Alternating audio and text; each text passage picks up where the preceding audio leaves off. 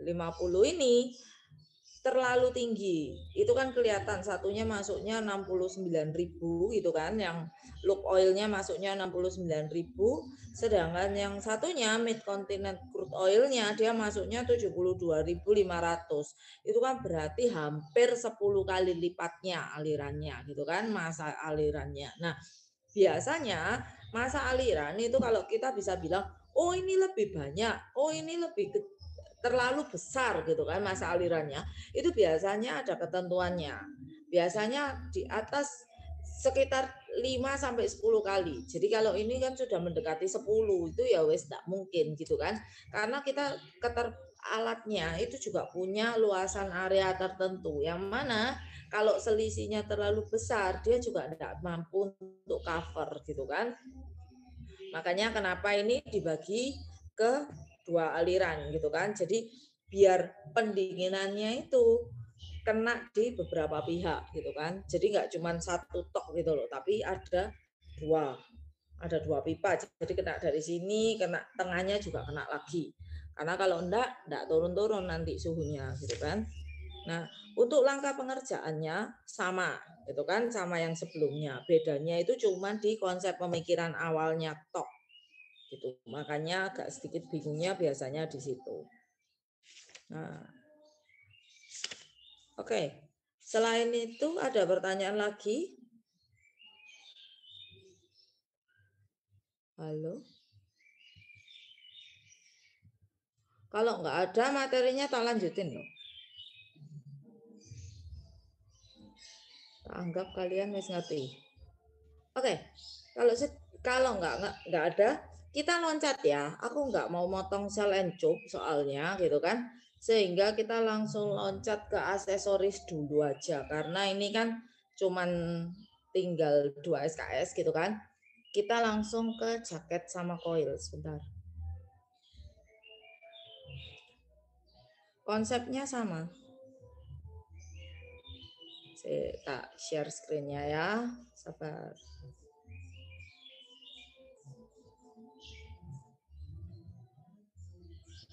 Kalian sudah kelihatan nak di layarnya kalian? Halo? Sudah, saya. Udah. Oke. Sebentar.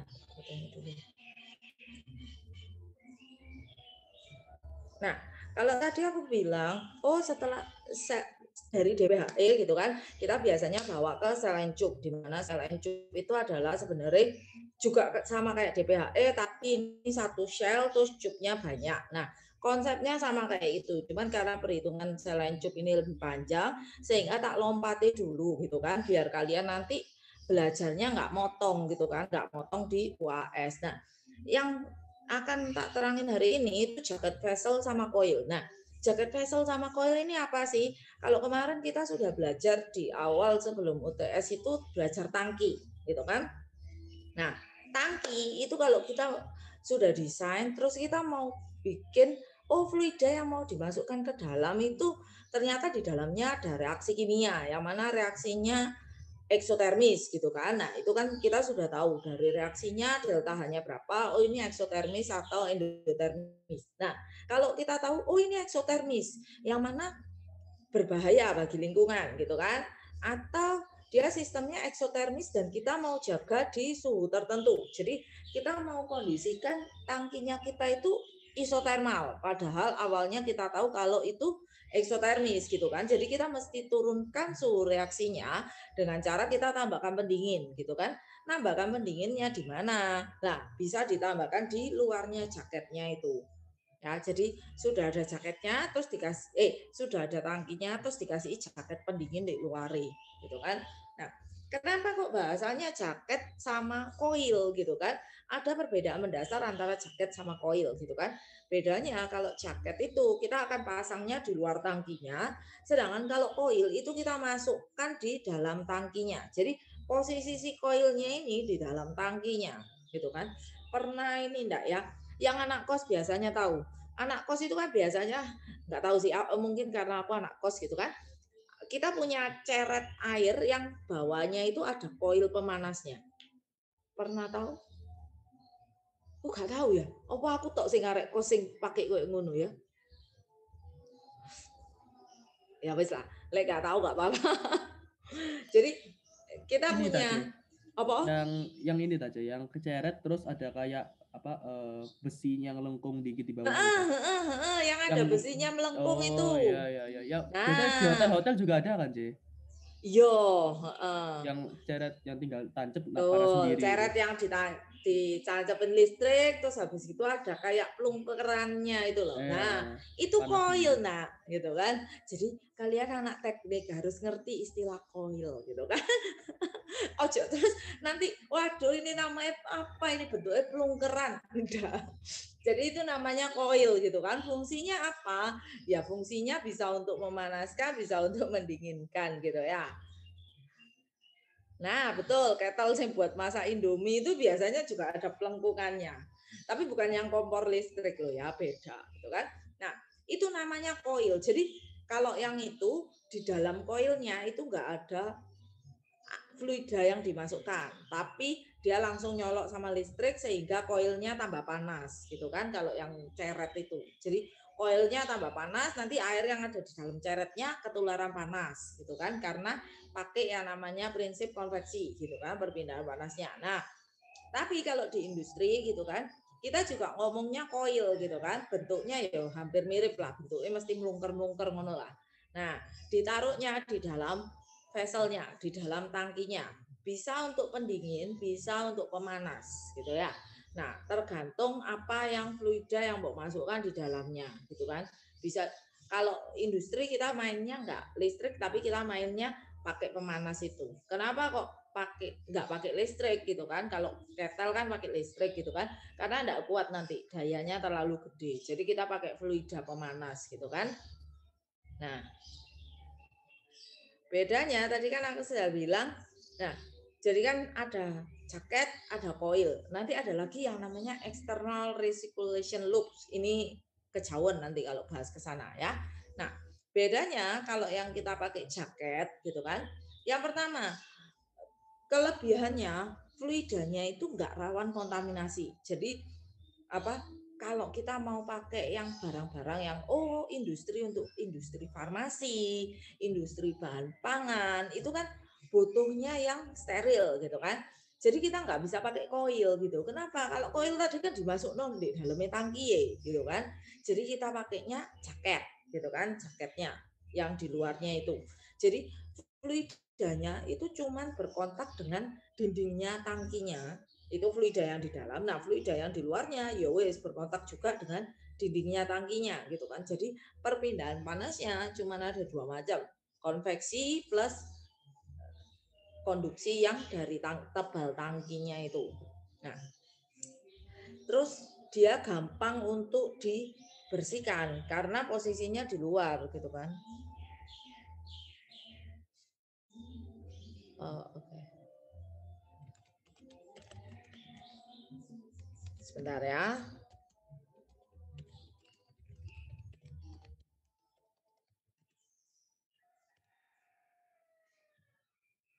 Oke, sampai mana tadi? Oh, ya, karena dia posisinya di luar gitu kan, sehingga kita gampang untuk membersihkan jaketnya. Misalnya kita fluidanya pakainya minggu lalu aku sudah bilang kalau kita pakainya fluida dinginnya air misalnya gitu kan. Air kalau kita panaskan dia akan mengakibatkan yang namanya kerak gitu kan, nempel-nempel di dindingnya. Nah, kalau airnya ini kita pakai air proses yang biasa, bukan yang air yang dingin gitu kan. Jadi masih ada unsur kesadarannya. Pada saat kita gunakan air pendingin ini untuk proses mendinginkan di dalam jaket, seiring kenaikan suhu yang kita gunakan, itu akan ada deposit di dindingnya si tangkinya ini, gitu kan. Kenapa? Karena ya kelarutan mineral yang sadah itu, jadi Ca2 plus plus sama Mg2 plus itu akan menurun kelarutannya, gitu kan. Pada saat suhunya naik gitu, sehingga dia akan nempel-nempel di dindingnya jaketnya gitu. Ngerti ya? Bisa bayangin ya. Jadi kalau kita gunakan misal nih, di dalam tangkinya reaksinya mau dijaga suhunya 80 katakan. Nah, reaksinya eksotermis. Kita mau jaga suhu 80. Otomatis kalau dia reaksinya eksotermis, misal nih eksotermis naiknya sampai 100 gitu kan. Delta reaksinya kita dapat suhunya naik sampai 100. Tapi kita mau paksakan dia dijaga di 80 derajat. Otomatis kita harus menurunkan dari yang 100 gitu kan. Karena suhu reaksi kita mesti turunkan ke 80. Ditambahkan yang namanya air pendingin gitu kan. Air pendinginnya otomatis kurang lebihnya naiknya ya 20 derajatan, 15 sampai 20 derajat. Jadi ada suhu approach yang bisa dicapai oleh fluida pendingin gitu. Biasanya itu sekitar 10 sampai 15, mentok-mentok 20 derajat gitu kan. Tapi biasanya kita pakainya yang tengahnya yang 15 derajat. Jadi misal nih kita pakai suhu air prosesnya 30 derajat gitu kan. Air prosesnya 30 derajat berarti karena ada kenaikan 20 derajat, kenaikan panas 20 derajat ini kan akan diserap oleh air pendinginnya gitu kan. Sehingga air pendinginnya naik suhunya dari 30 ke 50 gitu. Seiring kenaikan suhunya ini bisa jadi ada mineral yang terdeposit di permukaan tangkinya. Gitu ya. Permukaan tangki luar loh ya. Jadi dinding tangki luar-luarannya ini sing kena kerak sama di bagian jaketnya gitu kan. Nah, itu makanya perlu dilakukan maintenance untuk pembersihan gitu. Nah, kalau jaket ini gampang dibersihkannya ya. Tapi jaket ini juga punya kekurangan. Kekurangannya apa? Karena dia cuman nempel di dinding luarnya toh, sehingga heat transfer performance-nya itu rendah gitu kan, karena cuman antara fluida terus kena dindingnya tok gitu. Nah, biasanya diakalinya dengan cara ya ditambah air pendingin yang banyak gitu kan. Jadi lajunya dinaikkan, laju pendinginnya. Tapi tetap balik lagi, laju pendingin kalau kamu mau naikkan tergantung pendinginmu apa gitu kan. Kalau pendinginnya air ya cik lumayan gitu kan. Kalau cuman air biasa kita cuma tinggal ambil dari sungai gitu kan. Tapi kalau pas sungainya kering nah itu repot gitu kan. Nah, selain itu kalau kita pendinginnya nggak pakai air pendingin, misal nih suhunya nggak cukup untuk kalau cuman pakai air pendingin. Nah, mau nggak mau kita tingkatkan. Oh, misal pakai brine gitu kan. Brine tahu ya, Nak ya? Halo? Aku ngomong brine kalian ngerti nggak? Air garam tadi. Brine itu air garam. Garamnya mau garam apa? Nah, itu macam-macam gitu ya. Jadi jangan cuma bilang brine itu dari NaCl tok, enggak mesti ya. Brine-nya bisa dari macam-macam. Cuman memang yang paling sering dan paling gampang serta paling murah itu kita pakainya NaCl ya. Jadi jangan dikira cuman garamnya namanya brine cuman garamnya NaCl. Enggak gitu ya. Dia bisa pakai macam-macam jenis garam. Tapi memang kita yang paling murah ya pakainya NaCl dan keterlimpahannya di industri itu banyak gitu kan. Indonesia kan kaya akan laut gitu kan sehingga banyak garamnya. Tapi garamnya beda sama garam yang mau makan itu loh ya. Beda. Garamnya bukan garam dapur yang mau makan itu, tapi kita punya yang namanya garam industri gitu kan. Jadi memang industri itu beli garam salah satunya ya untuk bikin brine kalau dia butuh pendingin gitu kan.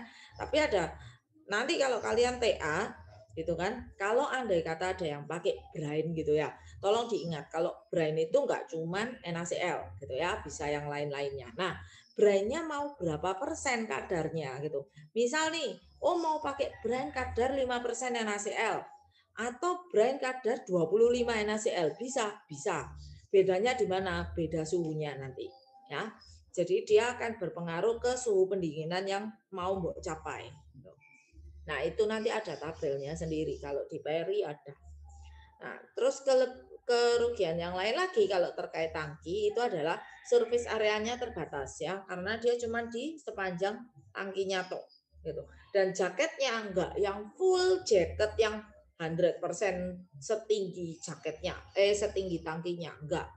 Dia cuma separuh, kurang lebihnya separuh atau mentok-mentok 70% lah. Gitu. Nah, jadi area perpindahan panasnya terbatas. Nah, ini gambarnya ya, kurang lebihnya kayak gini. Jadi kalau kita punya tangki gitu kan, nah yang di samping kiri kanan ini yang bentuknya kayak lempengan besi, itu namanya baffle. Ya. namanya baffle. Fungsinya apa? Salah satunya ya untuk memecah aliran sehingga pengadukannya itu lebih homogen gitu. Nah, ini ada motornya, terus ada agitatornya. Ya, agitator itu yang mana? Yang serangkaian alatnya inilah ya. Nah, sedangkan kalau cuma yang bawahnya atau ini namanya impeller. Nah, ini fluidanya fluida dingin yang di dalam. Sedangkan yang di luar itu adalah fluida panas yang nanti akan ditambahkan. Fluida panasnya mau ditambahkan apa? Bisa macam-macam gitu kan. Kamu mau pakai minyak bisa, mau pakai air panas bisa, mau pakai steam juga bisa gitu kan. Tergantung kamu mau panasnya apa. Steamnya mau steam saturated, tekanan rendah, tekanan sedang, tekanan tinggi, lain-lain ya. Tergantung nanti kamu mau suhunya berapa gitu. Nah, kalau full jacket kayak gini, ini biasanya kalau yang di jaket ini dipakai untuk fluida yang bisa dipakai untuk fluida yang viskos. Jadi yang cairan di dalamnya ini fluidanya viskos. Misal yang fluidanya viskos larutan gula itu ya lumayan viskos gitu kan. Nah, biasanya kita bisa pakai jaket gitu kan. Karena kalau pakai koil buntu nanti koilnya. Terus kita bisa juga pakai di aplikasi yang butuh tingkat higienitas tinggi. Nah, terus kita juga biasanya kalau tempatnya bersih kita juga bisa pakai jaket gitu. Cuman bedanya kalau kita pakai full jacket kayak gini mahal gitu ya. Jadi kalau kalian mau mendesain sesuatu itu harus dipikirkan. Nggak bisa syukur desain gitu kan. Karena apa? Nanti kalian rencananya akan ke industri. Misal nih, kalian kerjanya sebagai project engineer gitu kan. Kamu mau beli alat tertentu mesti suruh hitung dulu gitu kan. Kalau aku beli alat A, untung apa enggak gitu kan, bisa tak pakai berapa lama, bahannya gampang didapat apa enggak, kalau misal ada maintenance aku harus maintenance-nya kemana gitu kan. Nah terus nanti cost-nya berapa gitu. Jadi seorang project engineer itu enggak cuman desain tok gitu, enggak. Tapi seorang project engineer karena kamu teknik kimia, maka non diajari yang namanya analisa kelayakan dan keuangan gitu kan. Kamu mesti hitung cost-nya berapa. Karena kalau sama industri itu mau enggak mau ujung-ujungnya pasti duit gitu kan. Kalau nggak percaya coba tanya papanya Feren gitu kan. Mungkin papanya Feren mau beli semuanya tangkinya aluminium foil, aluminium gitu kan, atau stainless steel. Padahal gak butuh stainless steel, rugi gitu kan. Nanti gak balik modal, gak untung bisa. Gitu ya. Jadi mesti harus dipikirkan terkait cost-nya. Gitu. Nah, pemilihan bahan itu juga pengaruh ya. Bahan untuk konstruksi tangkinya itu berpengaruh. Terus tangkinya kamu mau pakai tutup yang elip, standar elip atau spherical atau ya apa, nah itu ada ketentuannya gitu kan. Sudah diajari itu sama Bu Endang? Halo. Sudah sih. Makanya itu nanti ada ketentuannya sendiri. Nah, biasanya dalam perancangan bejana berjaket, kalau kita mau hitung koefisien perpindahan panasnya, tergantung dari bejananya pakai pengaduk atau enggak, gitu kan?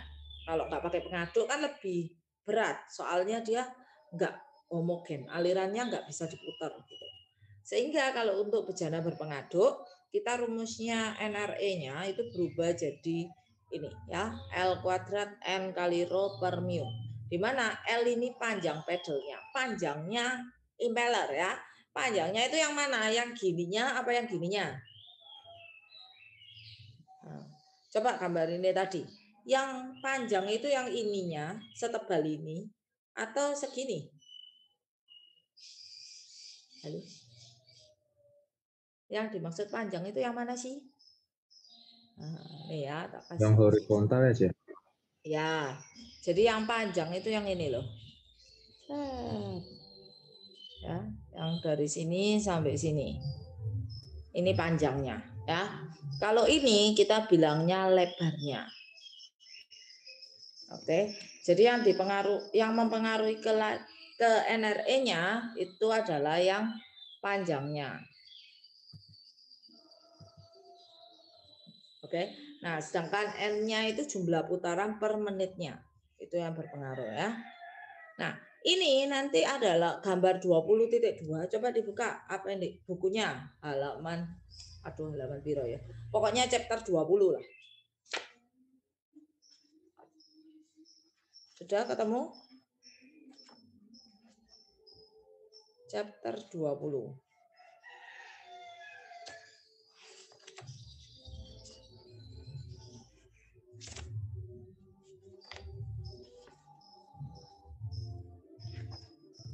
Sudah ketemu belum?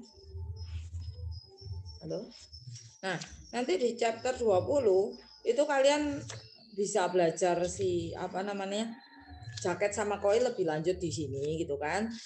Cuman ini tak ambilkan sekilas. Untuk yang perhitungan JH, kalau kapan nari kita kan sudah hitung JH. JH kita temukan antara NRE, tarik ke atas ketemu JH gitu kan.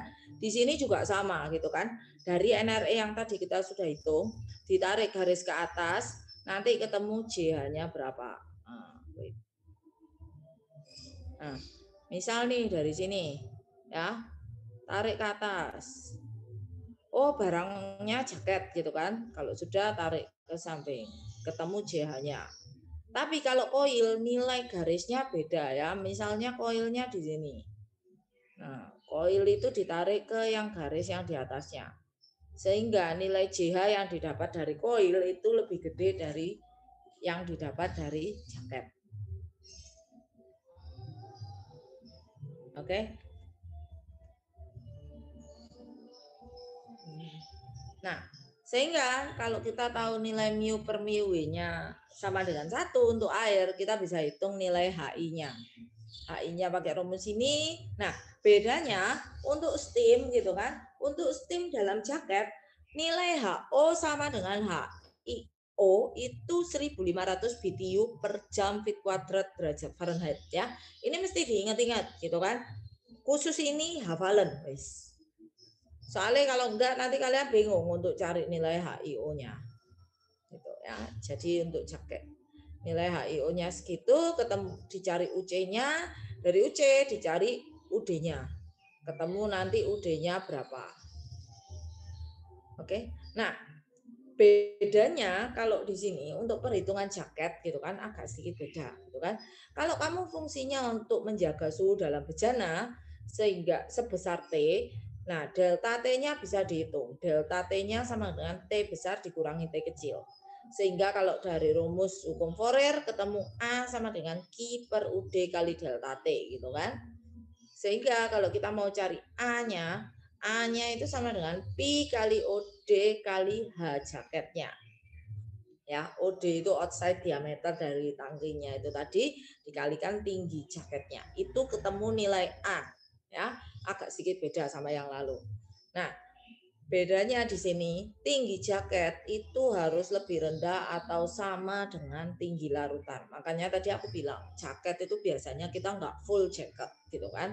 Paling cuma setengah atau 60% gitu kan. Mentok-mentok 80 karena kalau cairan dalam tangki itu kan kita pakainya maksimal 80%. Ya wes jaketnya maksimal juga segitu ya. Terus kalau kita mau tentukan suhu steamnya, kita sudah tahu gitu kan tadi ini jaket tangkinya terus ada jaketnya gitu kan. Nah, kita menentukan dari luas perpindahan bagian bawah gitu kan. Sehingga nilai A itu sama dengan Pi kali DI kali tinggi cairannya ditambahkan 1/4 Pi DI kuadrat. Itu untuk menentukan luas perpindahan panas di bagian bawah bejana gitu kan. Sehingga kita bisa dapat suhu steamnya dari rumus ini tadi hukum Fourier, ketemu T steam sama dengan T ditambah delta T. Dari sini kita bisa hitung suhu steam yang mau kita pakai. Oke. Nah, coba dilihat contoh halaman 20.1. Karen-nya halaman 719. Ini sebelum tak lanjutkan di coil ya. Jadi ada diketahui di situ sebuah bejana berjaket dimensinya 12 in IPS, berarti tetap lihat pakai standar IPS ya yang di tabel 11. Nah, mau dikasih jaket ukurannya 14 in. Gitu kan.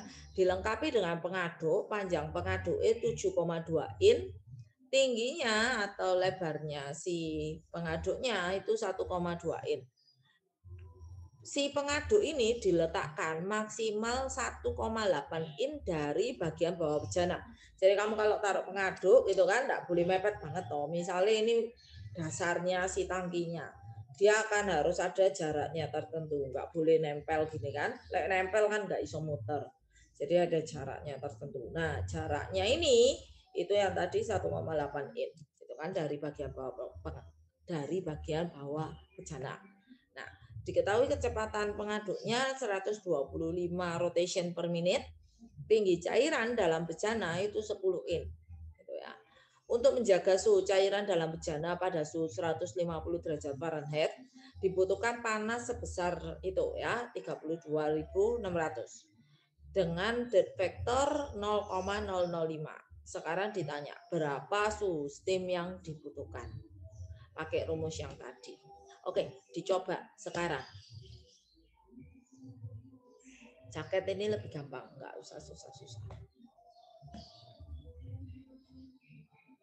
Boleh lihat kalau di latihan soal 20.1, lihat di situ nggak apa-apa. Tapi kalian mesti kerjain, soalnya kalau nggak kerjain, tak jamin nggak ngerti lah. Oke, dikerjakan dulu, tak kasih waktu.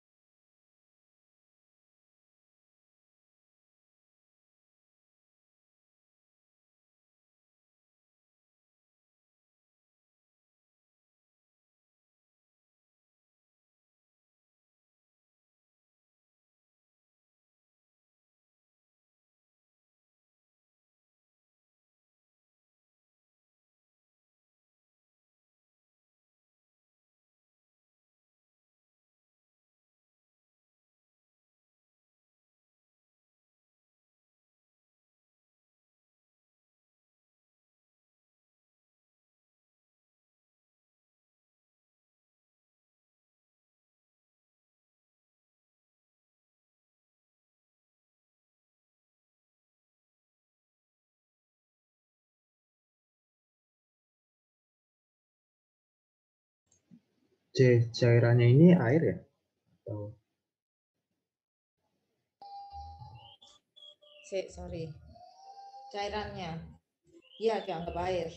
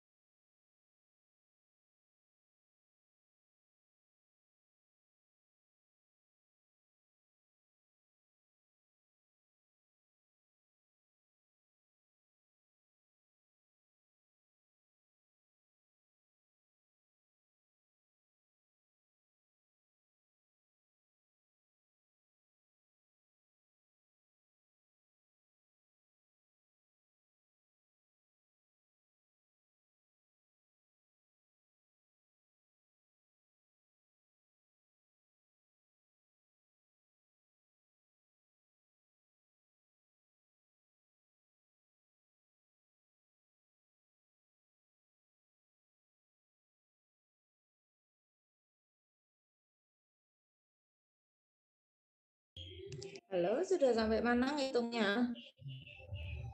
Jangan lupa ya, yang di situ itu masih satuan British, jadi mesti di-convert gitu kan. Jadi kalau in di-convert ke feet.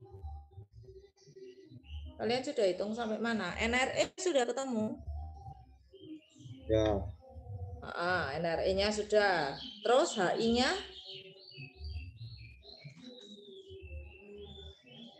Dari NRE kan nanti kalian cari JH. Dari JH ketemu HI.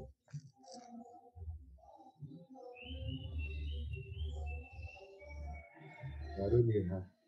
Ya, oke. Sampai JH. Ya, wes dilanjutin sampai ketemu HI. Jangan lupa karena pakai steam jadi HIO-nya 1500 ya.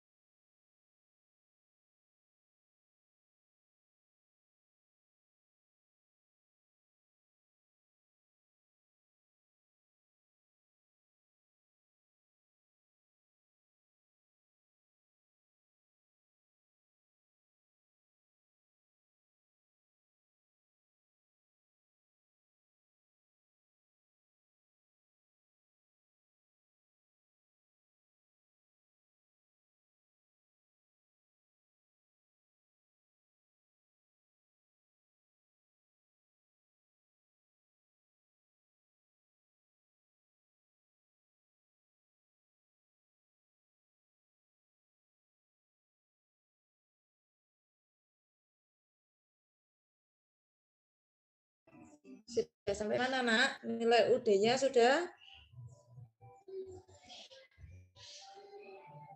Halo?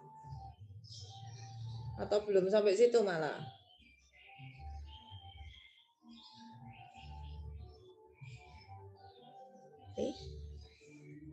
Halo, halo. Kalian masih hidup? Sudah tidur? Si. Salah itu ulang lagi makanya. Enggak Apa apa. ya diulang? Enggak. Aku lihatnya salah tadi. Oh, lihat grafiknya salah. Ya, jadi lihat lagi. Oke. Jangan lupa grafiknya kalau yang jaket yang bawah, kalau untuk JH-nya ya. C. Luas permukaannya tuh pakai rumus yang PD kali tinggi cairan tambah 1/4 PD kuadratnya atau pakai? Ya, pakai yang itu. Hah? Kenapa? Ya, pakai yang itu. Jadi ya pakai Pi kali DI kali tinggi cairan ditambah 1/4 Pi kali DI kuadrat. Itu untuk ngitung surface-nya. Karena kan didasarkan dari luas permukaan panas bagian bawah dari tangkinya. Bagian bawah. Pakai yang ini tadi. Dan samping-sampingnya enggak? Loh kan sudah sebanyak tinggi cairan. Oh. Kalau surface Paralin fit yang di tabel 11 itu kali Pakai tinggi ini. cairan apa? Kenapa? Surface Paralin linear fit yang di tabel 11 itu kali tinggi cairan nggak boleh? Oh, beda kalau surface per line feet. Ini kan kamu butuhnya cuman yang DI-nya aja, gitu kan? DI-nya jadi diameter dalam tangkinya, gitu kan? Karena kan diameter dalam tangkinya ini yang berkontak langsung sama fluida yang di dalam tangki, gitu kan? Makanya pakainya DI dikalikan tinggi cairan. Itu tinggi cairannya berapa, itu nanti yang dia akan nekan panasnya kan ke situ. Jadi nekan panasnya kan sebesar tinggi cairannya itu berapa, terus ke dindingnya ditambahi 1/4 Pi DI kuadrat itu yang bagian bawahnya. Karena kan kalau tangki itu kan selain bentuknya yang selubung tabungnya itu dia kan ada bawahnya gitu kan, makanya yang bawahnya itu yang besarnya dari 1/4 Pi DI kuadrat gitu, karena kan cairannya akan nekan ke bawah juga. Pakainya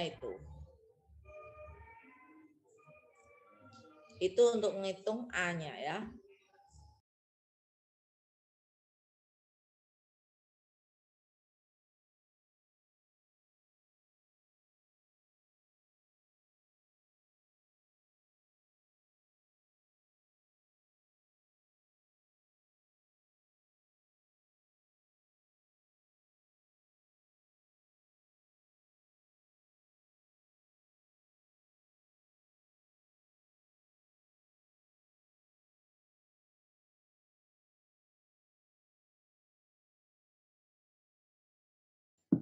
Itu hasil akhirnya nggak jauh beda sih.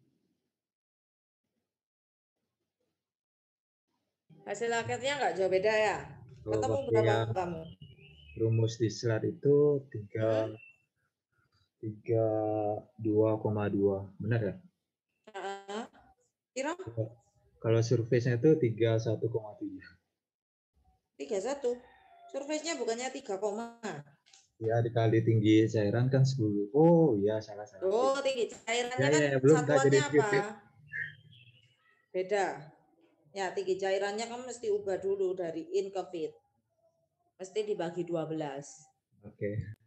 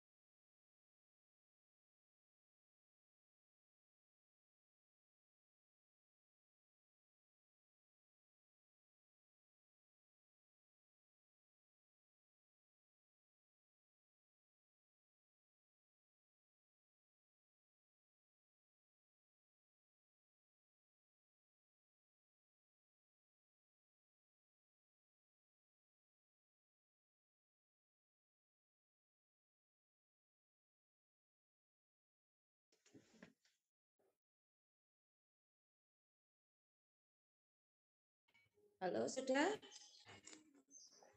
Ketemunya berapa suhunya, Nak? Suhu untuk steamnya. Halo? Saya Sudah masih selesai? ngitung UDC. Oh, masih ngitung UD. Oke. Ya, wes lanjutin. Angkanya sama persis kayak di buku tak?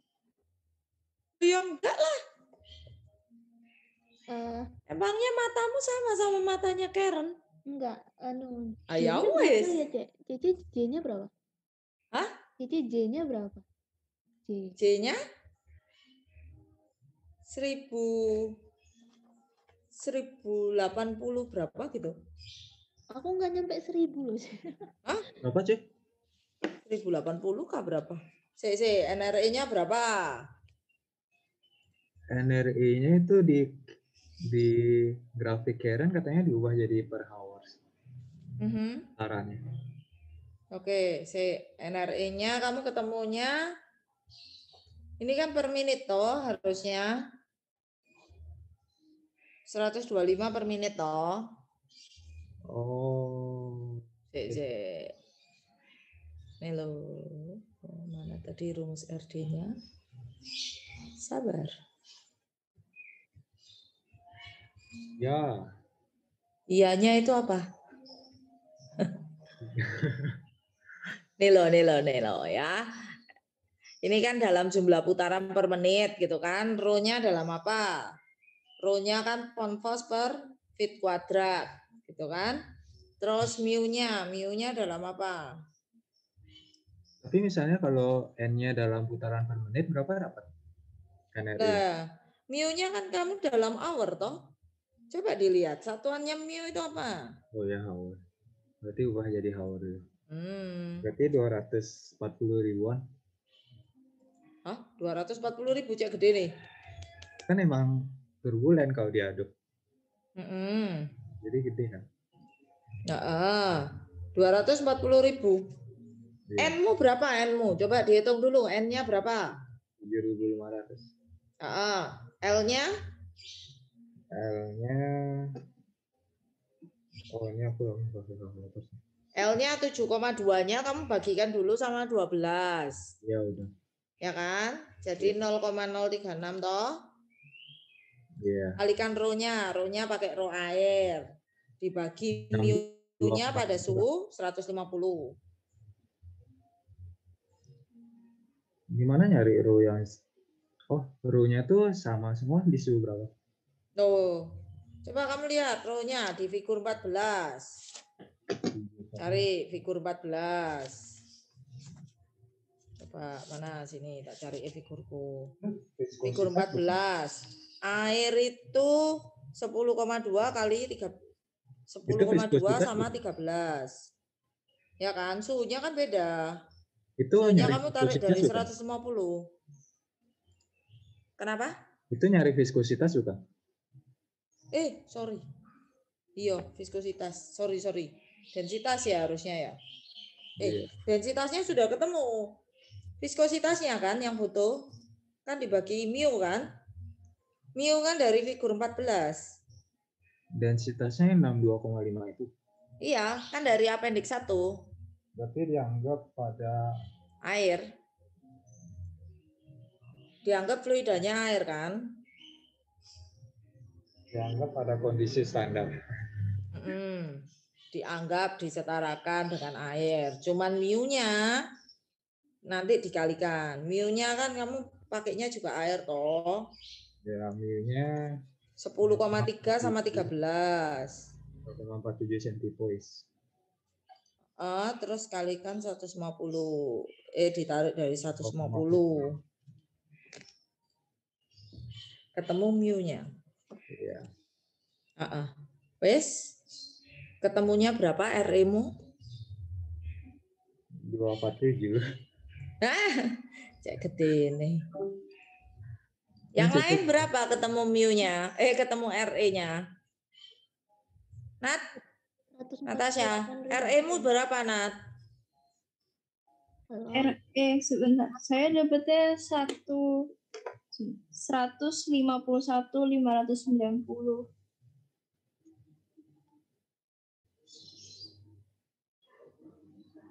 Aku 148, C. 148.000. Iya. Oh, Ya, itu aku juga segitu. Itu lebih Ya. mendekati. Lek punya Ferdi itu yang perlu dipertanyakan itu bisa sampai 240.000. Tadi aku lupa kuadratin. Ger. Kalau 148.000 gitu masih masuk toleransi, tapi lek 240 itu kadoan. Ya, 148.000. Oke. Nah, terus kalau sudah kan dicari JH-nya. Cari JH, diikutin ke bawah, nanti hitung UD-nya. Kalau sudah hitung UD-nya, baru dimasukkan rumus A-nya. JH aku 960 nggak apa-apa. Nggak apa-apa. Kok cek cilik Menurutku nggak sampai 1000 sih. Apanya nggak sampai 1000? JH-nya. JH-nya. Iya. Kok dikit ya? Kamu nggak salah antara koil sama jaket kan? Nggak salah. Saya juga dapat. Oke, 160-an toh. 200-an sih. Oh enggak. RE-nya 160.000. 100.000, 150, 160. Sampai ini loh 1000 lebih. Ayo, jangan-jangan kamu bacanya nggak bisa. Oke, dilihat figur 20.2. Iya. Coba dilihat figur 20.2 ya, sama-sama kita baca. Tadi Itu kan setelah 100.000,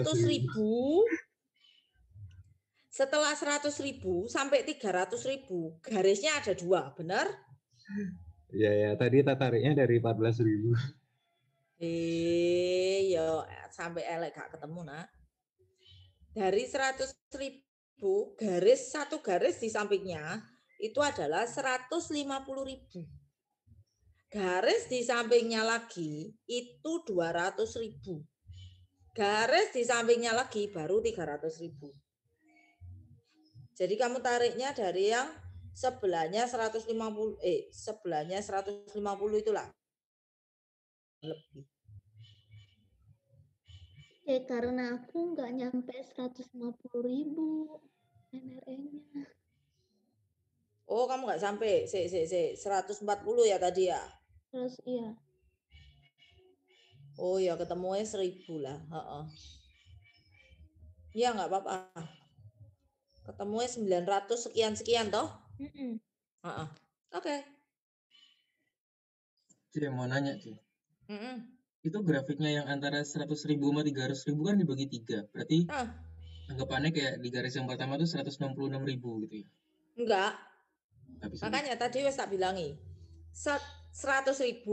Sebelahnya 100.000 itu 150.000. Oke, sebelahnya lagi 200.000. Enggak sama, memang ukurannya enggak sama. Sangat menipu rupanya. Oh iya, banget. Oke, Cik, thank you.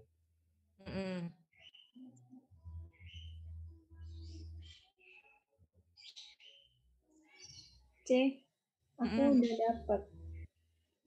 Berapa? TC-nya 227. Steam-nya ya? Steam-nya. Itu TS ya, bukan TC. TS. T-nya untuk steam. Makanya T-nya huruf besar karena steam-nya kan panas toh, dipakai sebagai pemanas, makanya T-nya huruf besar. Oke, terus lanjut. Yang lainnya dapat berapa?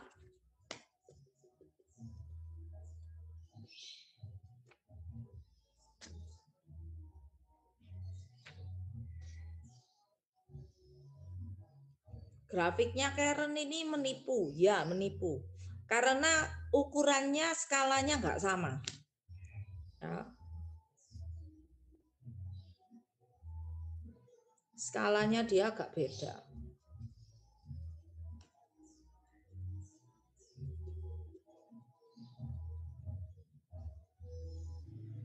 Tes C, mau tanya. Itu yang garis di sebelah 300.000 tuh bukan 250 dah, Ceh. Like misal dari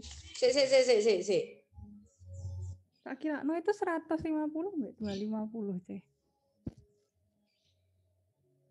Ini harusnya enggak itu. Misal dari 100 sama 300 tak pisah 2 gitu kan, kayak di tengahnya 2 garis itu tadi. Sebentar tak lihat Oh enggak, memang benar. 150.000 sama 200.000. Soalnya dia hitungannya gak podo. Jadi skalanya memang beda itu. Ditulis saja langsung. Skalarnya memang agak beda itu, gak podo.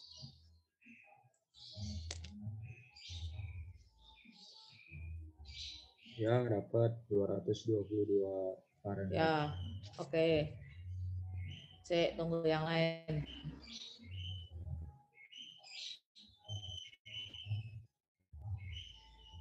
Dari tadi wis ketemu susah-susah di prank mbek tabelnya. Mbek grafiknya, ngulang terus. Blok grafik. Maka no, ya namanya desain alat itu mesti digarap. Soalnya nggak digarap, nanti salahin nggak ngerti. Kadang itu bahkan kita nggak tahu salahnya kita di mana. Wis ngitung panjang-panjang sampai ngitung delta P jelalan di atasnya ono sing salah. Ulang maneng, trial maneng.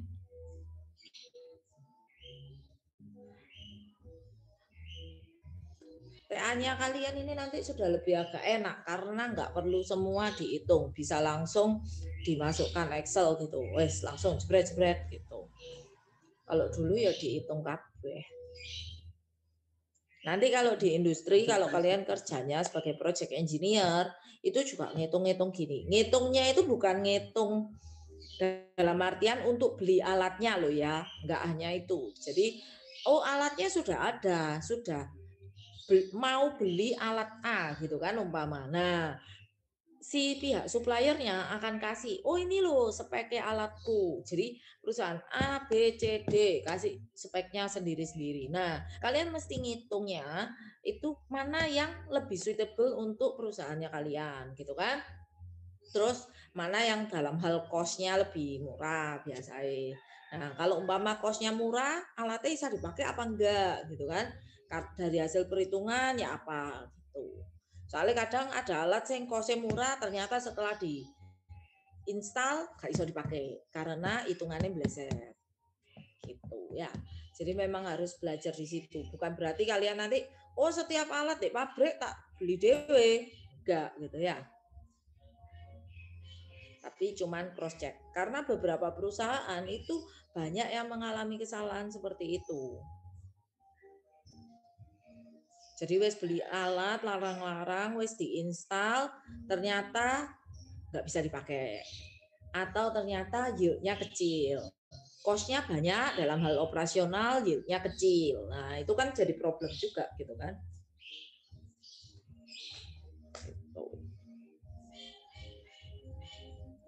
Oke, kita nggak belajar pakai HiSys tadi.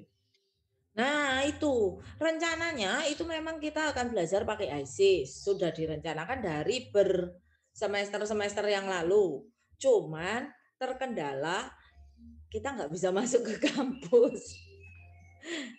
Sabar ya nak ya, nanti kalau umpama semester depan kita sudah bisa masuk ke kampus, kalian bolehlah ke lab sim ya belajar untuk HiSys-nya. Oke? Membantu pol nggak sih itu hitungan alatnya kayak? Membantu, benar katanya Feren. Ya, membantu karena di mana kalian butuh belajar konsepnya secara konsep manualnya, terus di cross check pakai HiSys gitu. Dan kalau sudah di manualnya kamu hitung sekali, terus di cross check pakai HiSys, begitu HiSys-nya oke. Nah, untuk kedepannya ya tinggal langsung dipakai itu HiSys-nya. Gitu. Karena kan mesti dirancang dulu sistemnya. Gitu. Memang kita sudah rencanakan untuk pakai HiSys. Kapan hari sudah ngomong sama Pak Rudi juga yang pakarnya di bidang itu gitu kan. Cuman terkendalanya waktu kita mau aplikasikan desain alat ini dengan menggunakan HiSys itu pandemi. Jadi nggak jadi. Ya. Nanti semester depan kalian balik ke kampus toh kayaknya. Semester depan kan LP. Iya sih. Nah, balik ke kampus toh. Nah, nanti balik ke kampus tetap ada suratnya gitu kan, setiap hari mesti ngurus surat. Nah, kalau kalian mau nanti bisa sambil belajar untuk HISIS-nya, bisa ke Labsim ya. Tapi ojo tanya aku HISIS sih. Aku ya gak ngerti. Bisa tanya Pak Rudi nanti ya untuk HISIS-nya. Memang beliau yang pakarnya di situ. Daripada tak ajari aku kok tambah nyangseng gak karuan. Tapi bisa kok. Kita punya lisensi HISIS-nya sudah di Labsim. Jadi bisa dimanfaatkan. Biasanya kalau yang sekarang bimbingan kulak TA ini si Andika itu lagi nyoba salah satu alat untuk perancangan desain alat di absorber kalau aku nggak salah ingat, itu pakai 2 cara, manual dan HISIS. Kalau nanti TA-mu mau dicoba kayak gitu Fer, ya nggak apa-apa. Oke. Bisa kok, bisa diaplikasikan HISIS-nya. Nanti tinggal ke kampus kalau kalian sudah masuk ya. Ya Karen ya. Karen kangen ke kampus Toren? Oh iya Teh, kangen Teteh. Ya nanti ke kampus ya. Nanti kalau pas aku masuk kamu bisa cari aku, nggak apa-apa. Karena aku ya nggak setiap minggu masuknya. Paling nggak oh aku cuman seminggu 2 kali lah biasanya. Gitu. Oke, sudah ketemu sampai nilai A-nya, sampai nilai suhunya. Ketemunya berapa Nina? Nin? Ya. Oh, Nina nggak ada. Wait. 219. Oke. Ya, sekitaran segitu ya. Jadi suhunya sekitaran mulai 210 sampai 225-an. Sekitar segitu. Nah, itu untuk yang jaket gitu ya. Kita lanjutkan ya. Tinggal sedikit kok. Nah, kalau koil tadi kan aku sudah cerita. Kalau koil ini dimasukkan di dalamnya bejananya gitu kan. Baik untuk pemanasan maupun untuk pendinginan. Nah, koil ini bedanya apa? Kalau koil ini surface areanya lebih gede. Kenapa? Karena dia kan bentuknya melungker-melungker gitu kan. Kayak apa ya? Pipa yang diputar-putar gitu. Nah, kayak pet.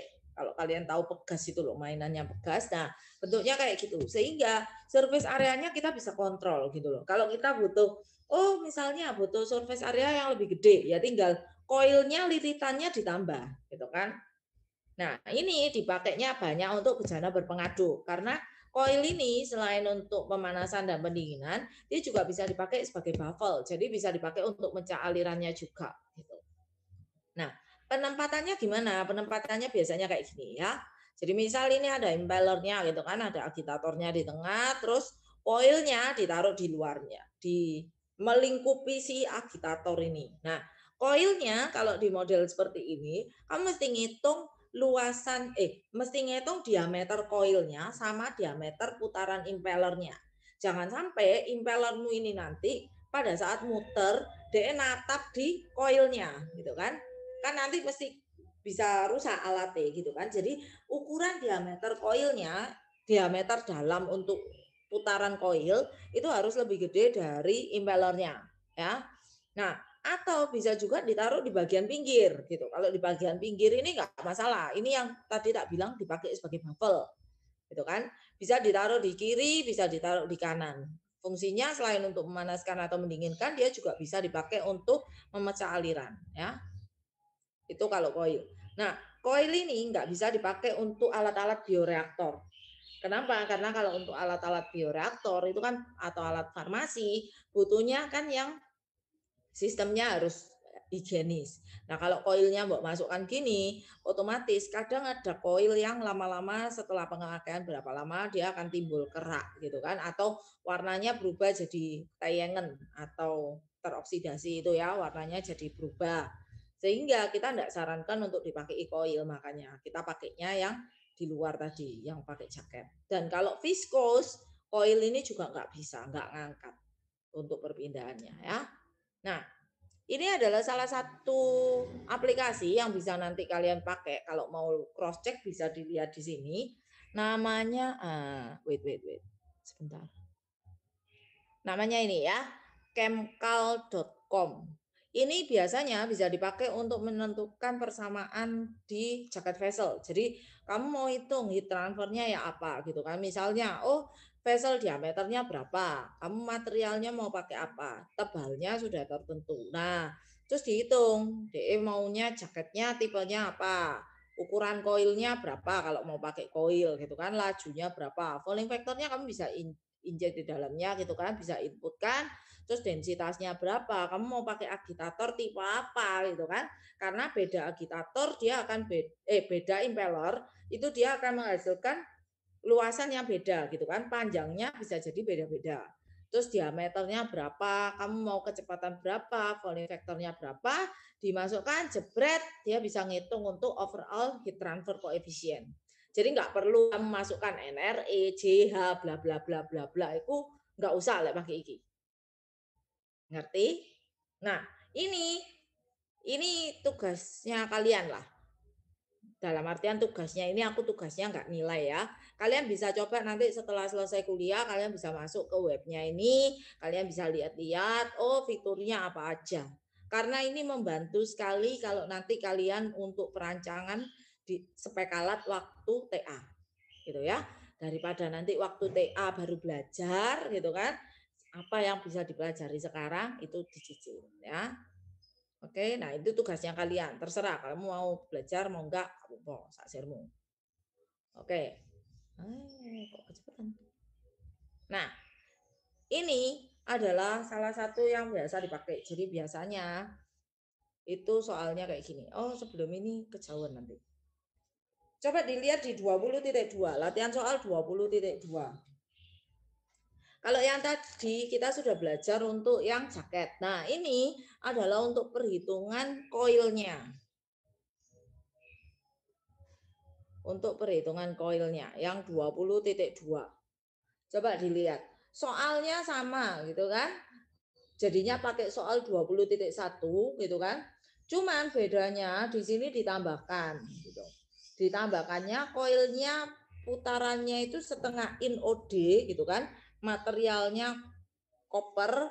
Nah, min coil diameter atau diameter coil rata-ratanya itu 9,6 in.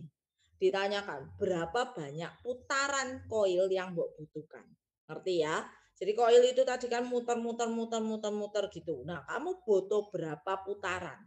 Itu yang ditanyakan sama dia. Oke, dikerjakan sekarang. Tak kasih waktu. Jadi kalau ada yang nggak ngerti bisa nanya.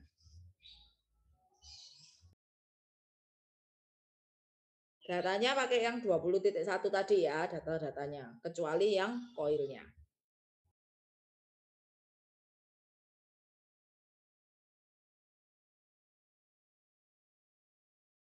Jangan lupa karena JH-nya koil ini beda sama jaket, jadi nilai JH-nya kita ambil yang garisnya di atas untuk yang koil ya, bukan yang bawah lagi.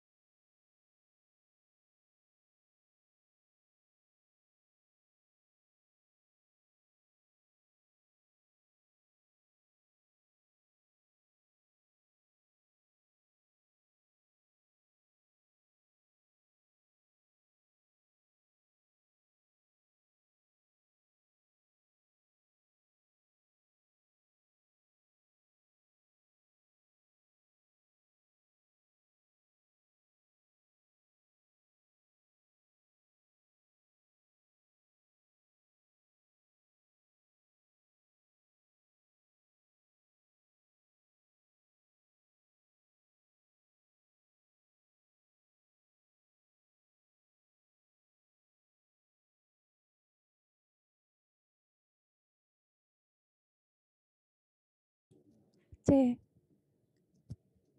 Yang per turn Ya. ada 0,8 tuh apa ya, C? Mana? Sebentar ya, tak lihatnya ya. Sebentar.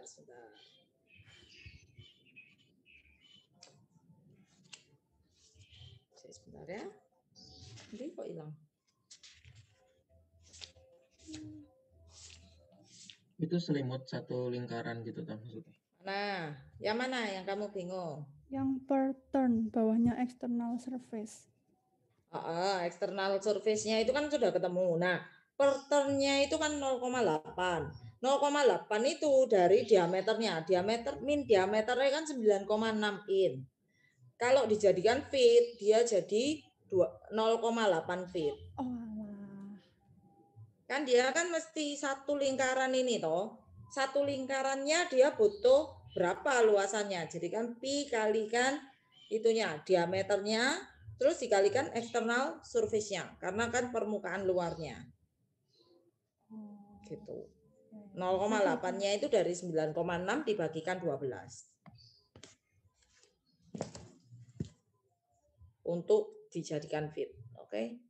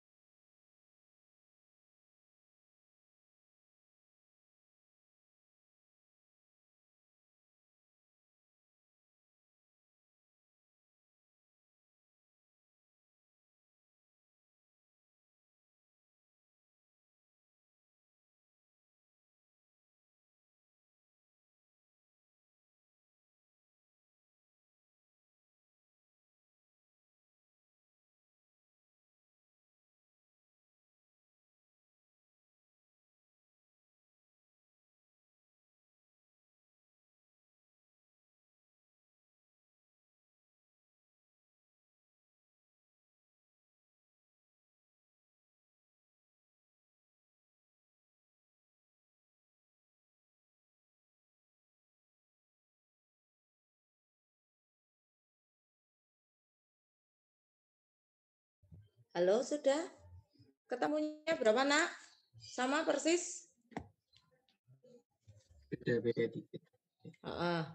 Jadi kan di situ dia putarannya kan 9,6. Ya beda-beda dikit lah ya. Nanti kalian bisa umpama karena kan nggak mungkin toh kita ngomong 9,6 putaran terus di stop gitu kan. Bisa lebih tidak apa-apa. Jadi kalau umpama 9,6 mbok bulatkan jadi 10 itu enggak masalah. Karena kan sebenarnya dia juga nggak presisi 10 karena kan pas muter ini kan kadang nggak sama. Gitu ya. Jadi itu kalau yang coil gitu. Hampir sama kayak yang jaket, cuman yang coil lebih gampang sih perhitungannya. Nah, kalau sudah itu yang materi sampai hari ini gitu kan.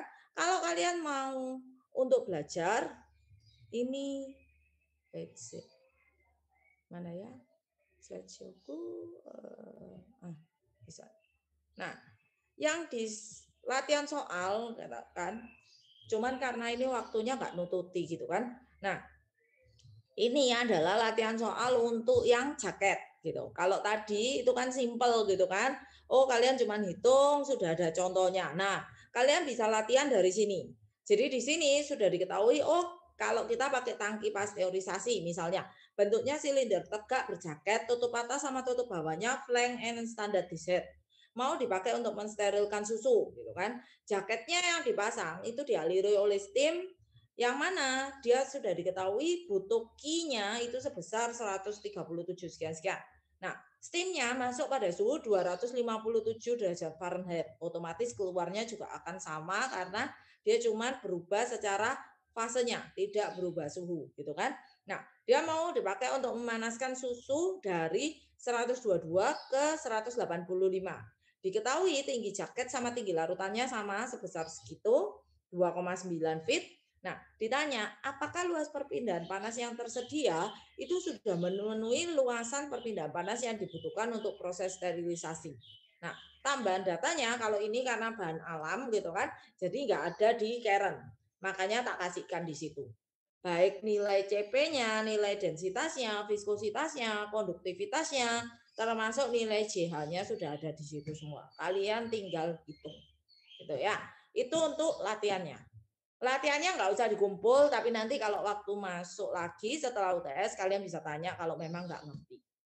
Karena ini sebenarnya mirip untuk nanti kalau kalian ujian di UAS, ya salah satunya ya materinya akan seperti ini, gitu kan. Oke, sudah ngerti? Ada pertanyaan? Ya, aku mau nanya, kalau yang coil kan tadi nggak cocok untuk bahan pangan kan ya? Iya, karena pokoknya yang berhubungan dengan bio gitu. Kalau misalkan aku bikin stainless steel gimana sih? Gak apa-apa tuh harusnya. Bedanya itu gini, bukan masalah kontaminasinya. Kenapa kok nggak boleh pakai coil gitu kan? Jadi kalau bahan-bahan yang sistemnya butuh tingkat sterilitas tinggi, baik itu bahan pangan, bahan farmasi gitu kan, kita menghindarkan pakai coil karena coil ini dimasukkan di dalam gitu. Meskipun sudah mbok akali pakai stainless steel, tetap kita beresiko gitu kan. Karena selain itu kadang biasanya larutannya ada beberapa yang viskos gitu. Karena pada saat kamu buka gitu kan, otomatis kamu pas butuh mbok buka gitu kan untuk ngecek apa benar coilnya ini masih oke gitu kan. Nah, dan lagi kita memang menghindarkan pakai coil karena yaitu yang pasti satu faktor sterilitasnya. Makanya kalau produk pangan, produk farmasi kita lebih seringnya akan langsung diarahkan pakai jaket. Oke, thank you. Meskipun sudah stainless steel tapi tetap aja. Karena kadang butuh dibuka. Nah, sedangkan kalau ini kalau sudah jalan dia nggak akan buka-buka lagi gitu. Masuknya pun juga semua terkomputerize, jadi nggak ada campur tangan orang gitu kan yang masukin. Gitu. Makanya pakai jaket. Oke? Kalau nggak ada pertanyaan, slide-nya sudah ada di ULS, jadi nanti kalian bisa ambil gitu ya. Nah, setelah selesai UTS nanti akan sama aku lagi 3 minggu lah maksimal, 2-3 minggu kita akan belajar Selenium. Oke? Selenium memang sedikit lebih susah. Makanya kenapa nggak tak pedot di tengah, biar kalian belajarnya tetap urut gitu. Oke? Kalau nggak ada pertanyaan, kuliahnya sampai sini Kita ketemu lagi nanti setelah UTS. Oke? Halo. Ada yang mau tanya aja. Aku mau tanya dikit. Apa Hans? Aku Ferdi. Oh, Ferdi yang mau tanya. Iya, sorry Fer. Itu tadi pertimbangan kenapa pakai yang koilnya di pinggir itu bukan yang di tengah mengelilingi agitatornya itu gimana? Kalau koilnya pakai di pinggir ataupun di tengah, sebenarnya sama aja. Jadi gini, kalau kamu pakai koilnya di tengah, biasanya kiri kanannya masih ditambahi baffle. Nah, tapi kalau kamu pakai koilnya di pinggir, dia sudah nggak perlu ditambahi baffle lagi. Jadi dia mereduce nambahin baffle. Berarti tapi dia tambahkan langsung pakai koil. Beberapa sisi. Maksudnya nggak cuma satu pakai koil yang di pinggir. Bisa 2. Tergantung kebutuhan. Bisa 1, bisa 2, bisa 4. Tapi biasanya yang paling sering dipakai 2 sih. Ya, thank you. Oke, ada pertanyaan lagi? Ada? Kalau nggak ada, kuliahnya selesai sampai sini ya. Halo. Ya, sorry Mel. Apa? Ini nggak masuk UTS toh, ini UAS. Enggak, masuknya di UAS. Nggak masuk UTS ya. Kok akselerasi sih? Oh, kan enak. Enggak, kalian UTS-nya cukup tangki aja untuk perhitungannya. Tapi kan kemarin sudah tak cicil, tak kasih kuis toh hari ini. Kuisnya kan sudah mewakili konsepnya. Untuk perhitungannya nanti ikut di UAS saja.